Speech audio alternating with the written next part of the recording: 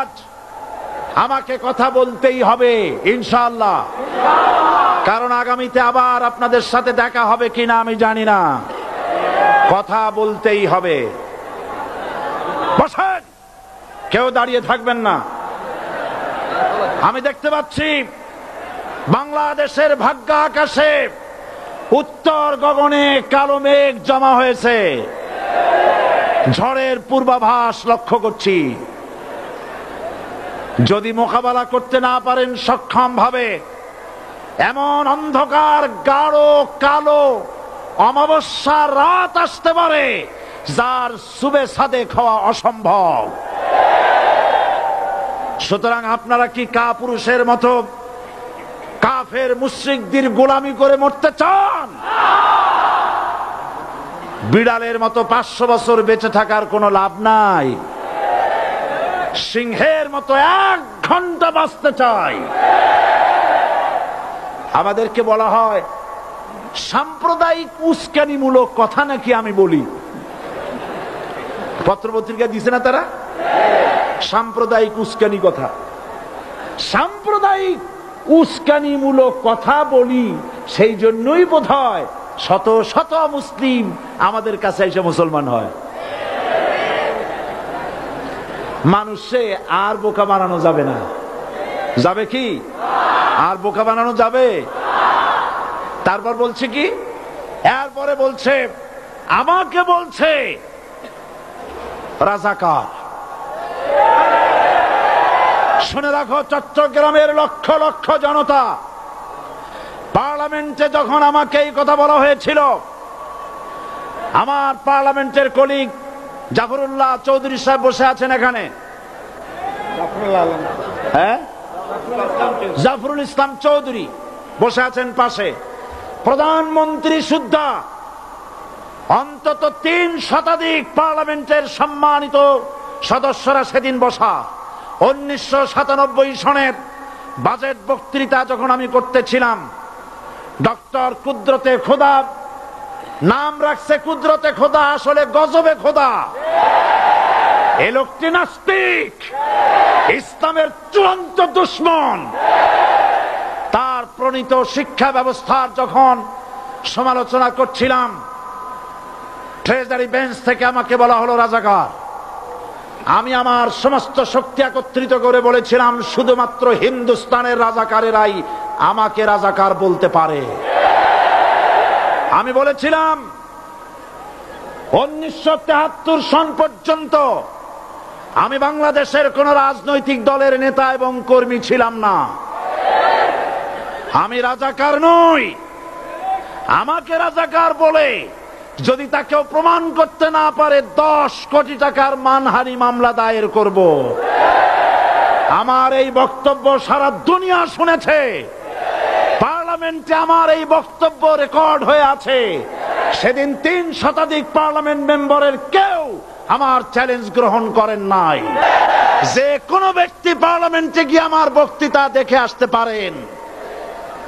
এরপরে 1997 সনের 7 অক্টোবর দৈনিক জনকণ্ঠ পত্রিকা যখন আমার বিরুদ্ধে লিখল, সেই পত্রিকায় সাইদির ওপেন চ্যালেঞ্জ 8ম পাতা, 1997 7 অক্টোবর, এত বড় 2 কলমে হেডিং। সেখানে আমি বলেছি বাংলাদেশের সকল সাংবাদিক, গোয়েন্দা বিভাগ, বাংলাদেশের সকল বুদ্ধিজীবীকে আমি আমার পিরোজপুরে আমন্ত্রণ করছি। আমার উপস্থিতিতে যদি কেউ প্রমাণ করতে পারে বাংলাদেশের স্বাধীনতা যুদ্ধের বিরুদ্ধে আমার কোনো ভূমিকা ছিল, সজ্ঞানে স্বেচ্ছায় জাতীয় সংসদের সদস্য পদ থেকে পদত্যাগ করব। 3 বছর পার হয়ে গেছে, আজ পর্যন্ত কেউ এই চ্যালেঞ্জের মোকাবেলা করে নাই। সুতরাং আমাকে যারা রাজাকার বলবে তারা পিতৃ পরিচয়হীন অবৈধ সন্তান। 1971 সনের, শোনো মুসলমানেরা, 1971 সনের কোন কাদা সাইদির গায়ে লাগে নাই। আমাকে রাজাকার বলে জনগণ থেকে বিচ্ছিন্ন করবা, জনগণ থেকে আমারে বিচ্ছিন্ন করা যাবে না।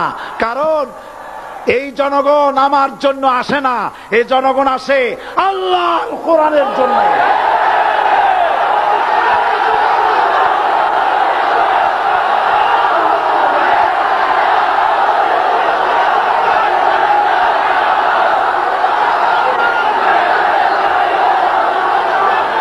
আজকে আর যারা ইসলামের কথা বলে, যারা ইসলামের কথা বলে তারাই রাজাকার, তারাই মৌলবাদী। মৌলবাদী বললে আমরা অসন্তুষ্ট হই না, কারণ মৌলবাদী শব্দটা আসছে মূল থেকে। মৌল শব্দ এসেছে মূল থেকে। মূলবাদী তার মানে যারা মূলে আছে। মূল হলো কোরআন, মূল হলো হাদিস, মূল হলেন আল্লাহ, মূল হলেন আল্লাহ রসুল। আমরা আছি মূলে। এখন বলেন তো মূলের শক্তি বেশি না আগার শক্তি বেশি? আমাদের যারা মৌলবাদী বলে ওরা হলো আগাবাদী। মূলে আছে কত কোটি? 12 কোটি। মূলে আছে কত কোটি? আর আমাদের যারা মৌলবাদী বলে ওই থাকো গাছের আগায়, আমরা মূলে। লাভালাভি বেশি করবা না, 12 কোটিতে গাছের গোড়া আসতে নানা দেবে, মামু বাড়ি দিল্লি গিয়ে পড়বা, বাংলার জমিনে জায়গা হবে না। এ কথা বিশ্বাস করো। বাংলাদেশের মুসলমানদের শরীরে এক বিন্দু রক্ত থাকতে শয়তানের তৈরি করা ধর্ম নিরপেক্ষ মতবাদ বাংলার জমিনে কায়েম হতে দেওয়া হবে না, হবে না।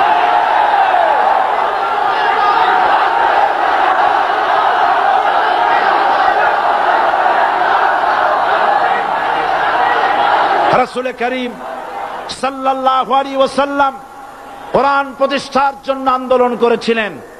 আয়াতুল কুরসি আমাদের সে কথাই শিখেছে। আল্লাহ রাব্বুল আলামিন বলেন, আল্লাহু লা ইলাহা ইল্লা হুয়াল হাইয়ুল কাইয়ুম। প্রাণ খুলে পড়েন, আল্লাহু লা ইলাহা ইল্লা হুয়াল হাইয়ুল কাইয়ুম।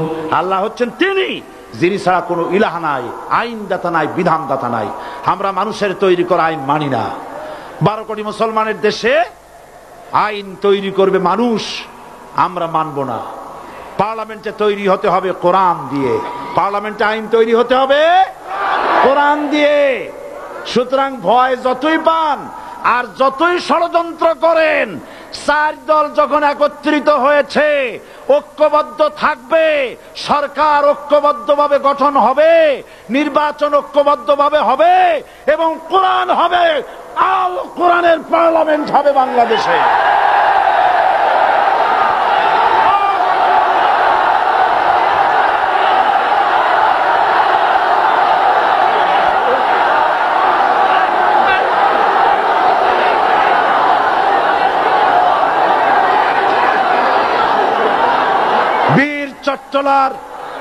বীর চট্টলার মুসলমানেরা, বীর চট্টলার মুসলমানেরা স্বাধীনতার ঘোষণা এই চট্টগ্রাম থেকে স্বাধীনতার মহান ঘোষক প্রেসিডেন্ট জিয়াউর রহমান সাহেব দিয়েছিলেন। এই চট্টগ্রাম থেকেই ইসলামী রাষ্ট্রের ঘোষণা হবে।